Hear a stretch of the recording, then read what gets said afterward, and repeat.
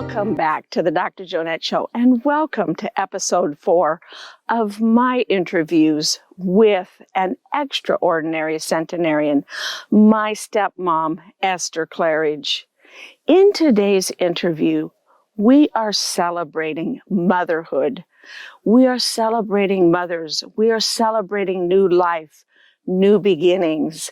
And that's why I wanted to take this video outside, where there is so much new life, new beginnings in the trees, in the flowers, the grass, and in our beautiful world. I often refer to my stepmom as my mom because to me, she is my mom. And she recently turned 101 years old. As you watch this episode, think about what's possible when you are 101 years old. Think about how sharp your mind can be, how active you can be, and listen as she shares her experience with giving birth to her children over 75 years ago. Make sure you watch all the way, though, because she shares a couple of rather shocking facts. One is what she paid for her maternity care, her prenatal care, as well as an extended stay in the hospital. So let's jump in and get started. And so Mom was telling us that with the first birth of her daughter, with the first birth of her first child, she didn't want to get pregnant right away after she got married, and she wanted to wait a little bit because the people in her church would count on their fingers and make sure that they didn't have, that the new moms didn't have to get married. So she waited for about 15 months until she got pregnant with her first child so that she wouldn't have to deal with that. And when she went into labor with her first child, she got up to use the chamber pot, and the chamber pot, there was a little bit of pink in it. They didn't have indoor plumbing at the time. They just had an outhouse, and so they used a chamber pot, and there was a little bit of pink in it. So she called the doctor, and the doctor said, well, I got to go in and deliver the baby anyway, so why don't you stop at my house, and I'll check you out, and you can stay here, and, you know, the baby, it's your first baby, it probably won't be born until the next day anyway. So Esther and her husband, Orvin, stopped at the doctor's house, and when they got to the doctor's house, he made a bed there for her, and so go ahead, Mom. Well, they had a baby of their own, and she would get up and check on the baby, and she got up once, and she said, how are you doing? And I said, well, they're coming stronger, and I don't know. She says, well, I'll call my husband. He checked, he said, she's crowning, we've got to get her in there. Oh, my. And in those days, they didn't have zippers on pants. He was buttoning up his pants while he came out of the bedroom. He figured we had to hurry to get in there. It was about 35. Yeah, well, the baby was crowning. How many miles was it? 35 to 40 miles. 40 miles? Something like that. Oh, my. Yeah. And so it was in March, the last of March, 29th of to be sure. And anyway, he scraped off the windshield because they were all frosted up. Yeah. And we started out. He drove just looking out that little hole, and he just drove like Jehu. And he wanted to get there before the baby came out. yes. And about 4 miles out of town, there was a railroad crossing. And we didn't have barriers to stop you if a train came. And so you had to stop and look to make sure a train wasn't coming. So he stopped and looked, and I said, oh, my, I think she's coming. And he reached over and he said, oh, you're crowning. And he closed his door and came on the other side, delivered the baby, put her on my lap. So you're in the front seat of his car? Yes. Oh, my. And I put my coat around her because I had my pink box and a blue box, And I told Orvin, whatever it is, you bring that right one in. And so I didn't have anything to wrap the baby in, but I had on a big coat that was full to kind of hide my maternity Right. garb anyway. He didn't deliver completely. He just took her and put her on my lap, and I guess he cut the cord, Yeah. but he didn't wait for the placenta to come. Or anything. No. Yeah. And, And he kept driving. Hearing through the hole. Yeah, he just drove and he got to the back of the little maternity hospital they had there in Calgary by the Salvation Army. And we pulled up to the back door and had to go up about 4 or 5 steps to get to the back door. And he rang the doorbell and they opened the door and he said, I've got a lady here. Have you got some blankets? We delivered the baby on the road. So they brought a few blankets out and wrapped her up and then took her in. And I walked up the steps with the cord dangling down. And, Oh my. and So they went ahead and took the baby in and nobody brought you in? You well, kinda had to find your own way in? the doctor kind of helped me a little bit. But when, No wheelchair. No, they didn't. He didn't bring no wheelchair out at all. And we got in the elevator and we were supposed to go upstairs. And the nurse came along and she said, "What? No wheelchair? I had a baby." She brought a wheelchair and she scolded that doctor for being so So stupid. insensitive. Yeah. And I was standing in a puddle of blood. Anyway. So they got you in the wheelchair and got you Upstairs and into bed. Yep. The doctor went to town and changed cars. So the doctor had to buy a new car. Because there was a mess in this car, front seat. So they got you in bed. Back in the day, how many days did you stay in the hospital after a baby was born? 10 days. 10 days in That was bed. the rule. 10 days? Were you in the bed the whole time, or? I was. Didn't put my feet on the floor for 10 days. So that you got out of the car, you delivered in the car, got out of the car, walked into the hospital, and then they put you in bed for 10 days.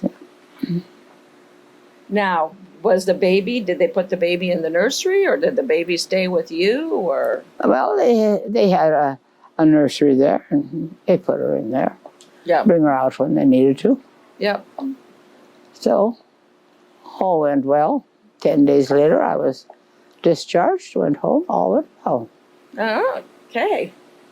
And then, so that was the first baby. That was Elaine, my oldest sister, and actually she's my oldest stepsister. And then you got pregnant how many years later after Elaine? About 2 years. 2 years later. Mm-hmm. And so tell us about your experience with giving birth to your next one, Brenda. Well, I'd been in a Friday afternoon, I went to see my doctor, and he didn't really examine me too much. He said, "Well, you can deliver any time now." And we went home Friday night. She decided to be born. Oh my. And So you went into labor Friday night. I went into labor, and this time I knew a little more about it. And so we decided we'd have to hurry. So we got up to Mother's place. I had gotten the phone. The phones were just coming in. We were a mile down and they hadn't gotten to us yet, but they had Mother and Dad had a phone in their house. So Orvin said, "I'm going to stop here and tell the doctor to be ready when we come. Just pick them up and go in." Yeah. So he went in and started to phone, and I had to go to the bathroom. So I got out of the truck and went into the house, went to the bathroom, and all of a sudden I pushed it. I mean, that baby was coming. Oh my. And I said, "Tell the doctor to come out here and help me get up off of his toilet." So the baby was otherwise would have come out when you were still on the toilet. Yeah. Yeah. I didn't have, everything went into the push. I didn't have strength enough to get up off the toilet by myself. So he came and helped me, he told the doctor to come out to the farm there. And I went in the bedroom. Mother had just washed clothes that day. And she had sheets and stuff sitting on the bed. I just spread a few of them on, and I called on and delivered the baby. By the time the doctor got there, the baby was out. She was born. So did Orvin deliver the baby? Your mom, actually? Or who cut the cord? The doctor got there. Oh, he got there He got there shortly after, yeah. So the baby was already born. Yep, she was born. And now what are we going to do? You want to go back up into the hospital, or are you going to stay here with your mother? I said, well, Mother's not prepared to take me. And the hospitalization for baby maternity was free. I said, I might as well go to the hospital. Yep. After the mother was old. How old was Mother? Well, she was probably about 70. 70s. But I thought that was old in those days. Back in those days, that was old. Now that you're almost 101, 70 doesn't sound so old anymore. Yeah, anyway. He said, well, pad up good. He delivered the placenta and everything. And he says, pad up good and we'll take you on into the hospital. So we did. Got to the hospital, and this was different to have the baby delivered already, but that's the way it was. Yep. She was born. So they got you to the hospital and put you in bed for another 10 days. Yeah. So this time, did you have to walk into the hospital, or this time they had a wheelchair for you? Got me in and finished the job, and got me all ready for the night, and I stayed another 10 days. And another 10 days. So that was the first and second one. So did you go with the same doctor for the third one? No, I had, because the first time I had been in to see him that day, Friday, and he never really checked me. He says, well, you do any time now? I think I was probably dilating at that time already, because I delivered so fast. He probably would have put you in the hospital. So anyway, when I got pregnant the second time, I said, I'm not going to go to that old doctor anymore. And Dad said, yes, but if she gets sick, what's going to happen? He said, where'd this one come from? I never delivered it. So I let myself be talked out of it. I went back to him. Oh, okay. The third time you weren't going to get talked out of it. No, I said, I've had enough of that. I'm going to change doctors. Yeah. So I did. I went to a specialist. That really cost money. How much? Well, the first ones only were $30 a piece. You paid $30. That was for all of your prenatal care and your delivery and your hospital stay.